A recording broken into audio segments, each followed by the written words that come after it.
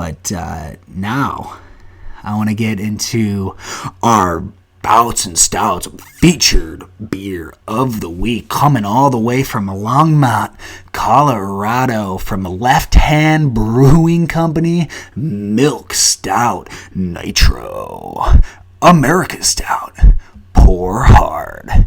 This is all in the box. I'm just reading it. They literally say pour hard. They'd say, don't you dare pour it softly or else you're a little bitch. You gotta pour this stout hard. And they have a picture of the bottle upside down of how you should pour it. So this is, I know you can try to get it. This is the bottle. It's guys. It's a black label. I'm enjoying it. To be honest, fan-fucking-tastic. Fan-fucking-tastic. It got a 93 on Beer Advocate. So that said, it's world-class. It's fantastic. It tastes like just almost like a chocolate milk, but smoother. Like if freaking chocolate milk said, hey, we're going to try to be athletic today. America's Stout, pour hard. Left Hand Brewing Company from Longmont, Colorado. Second thoughts. Still good, just a smooth, almost like if you take Guinness and then you just make it American and then you make it smoother. It's 6.0 alcohol content, so that's good. I mean, a few of these is going to be... This is my second one. I had one earlier while I was setting up the podcast, and I was like, fuck, this is real good. Left Hand Brewing Company, Longmont, Colorado. I'm going to try to... I got recommended to go to some breweries, so I want to visit Dogfish in Delaware. I think that's what it's called. And I want to check it out. I want to make it more interactive for the fans. I think I have about 11, 15. We'll see.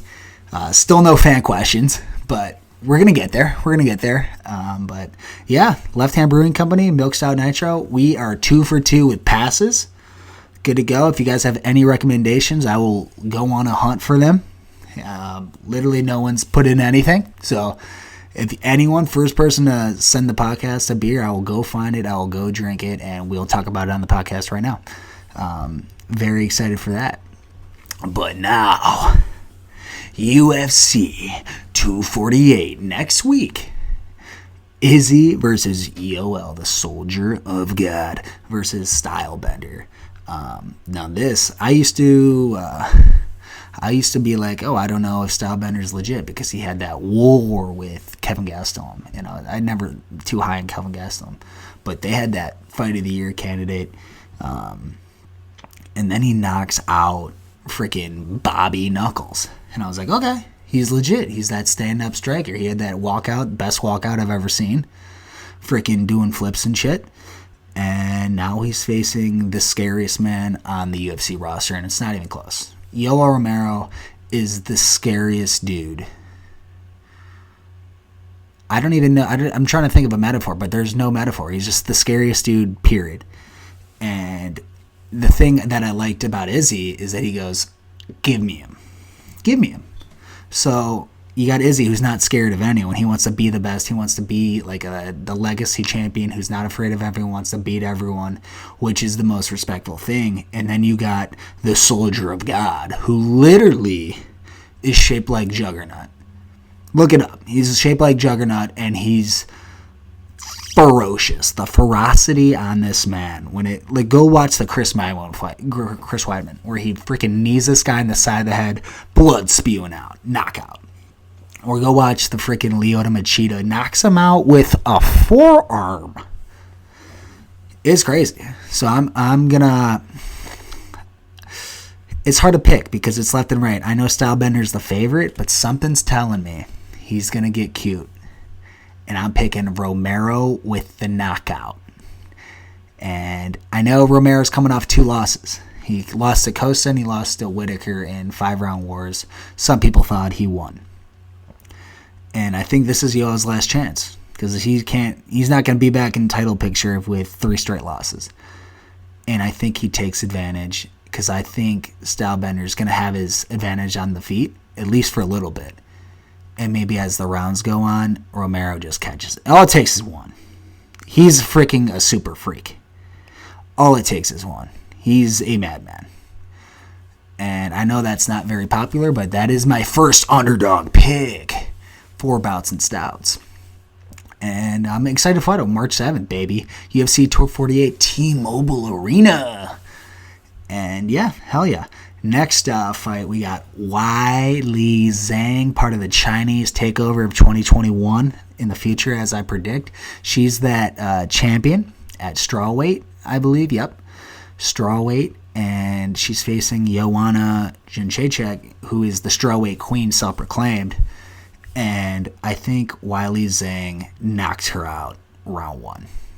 And that's just based off of, I've seen her fight as a child, and those child videos, I know it's kind of crazy. You're like, what kind of recurrent? Why are you freaking judging her based off her child videos? They look ferocious. She was born to fight, and now she's got her chance.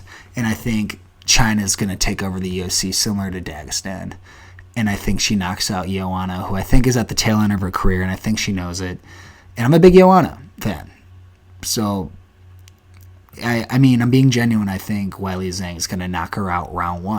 And if I'm wrong, I'm wrong. But that's the gut feeling that I got.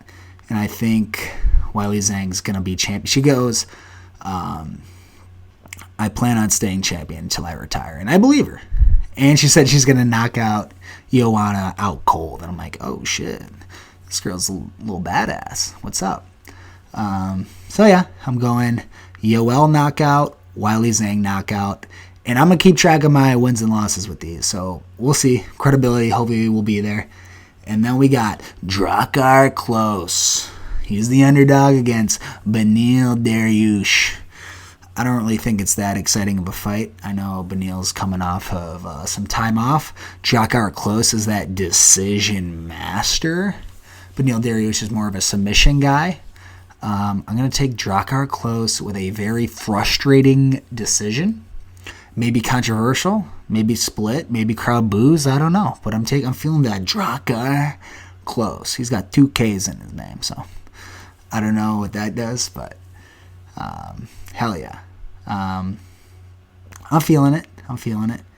And then don't forget about the Sugar Sean O'Malley return. He's been out because he's been popping, and he's had that John Jones issues where the shit pops up on the pulses and it comes down. But he's been gaming, so I think he's got an income. But he's making that return to the octagon against Jose Alberto. I think it's Quinones. I don't know how to pronounce it, but I think the UFC wanted to feed him a beatable opponent, so I think Sugar's going to take this Sean O'Malley.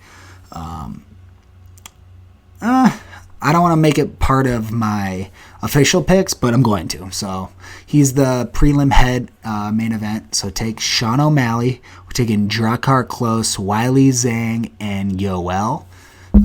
Definite risk. With that, we got 2 underdogs, 2 favorites.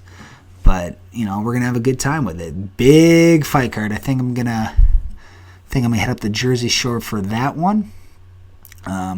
Jamokachino of the week. I think it's very obvious. I think you guys already know what I'm talking about. Deontay Wilder. No one cares that you lost. No one's holding it against you that you lost. Everyone loses. I lost in Jiu-Jitsu today, and that's because someone was the better man for all of the minutes of the fight. But I didn't blame it on my gi being too heavy, and I didn't blame it on not having enough water, and I didn't blame it on, I don't know. No, I'm not blaming on anything. So do not blame your freaking, I think it was 6th or 7th round dismantling on your pre-fight walkout cosplay costume. Don't say, oh, that thing was 40 pounds and my legs couldn't handle it. You are world heavyweight champion. You were. And you're going to blame it on a 40-pound costume? No, sir. No, you don't get to do that. I don't blame my loss on my headphones were too loud before I freaking hopped on the mat. I wish I had AirPods, where the hell they are. But no, the strings on my earphones wore me down. No. How dare you? And then a freaking interview with Joe Rogan comes out, says he trains with a 45-pound weighted vest. No.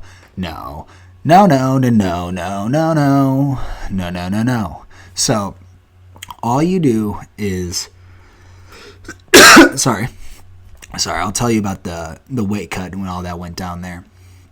But all you got to do is say, hey, freaking Tyson Fury was the better man that night. They exercised their rematch clause, so we're about to get Wilder Fury 3.